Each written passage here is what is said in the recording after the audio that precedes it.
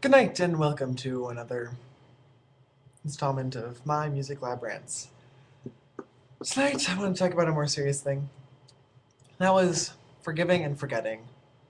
As I've learned over the past 2 years, people do a lot of growing up, me including, everyone surrounding me. It just comes with the territory of just going through the whole college experience.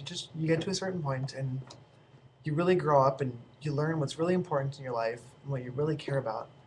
And sometimes holding grudges is just not one of those things. So, what I want to talk about tonight was just the importance of forgiving and forgetting.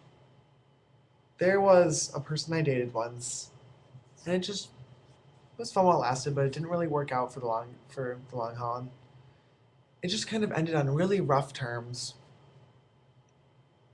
And over the past year and a half, it's just been really awkward and just seeing that person. It's like I'm really polite, but at the same time, it's like I always just think of back in the day, and then I'm like, well, no, I shouldn't think about that. I should think about the better things in life. And it's just, it was really distracting. And just every time I saw a person, I'm just like, oh, like, we were such good friends back then. Why do we have to go and ruin it all?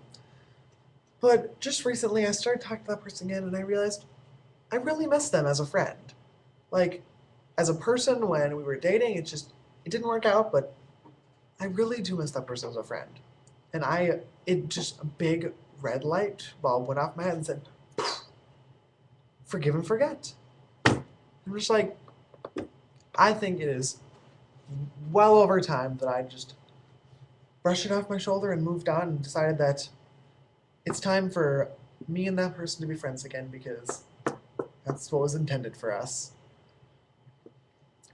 And that's my little story, but and I had another conversation with someone tonight about some people who just, this is kind of related, but not really.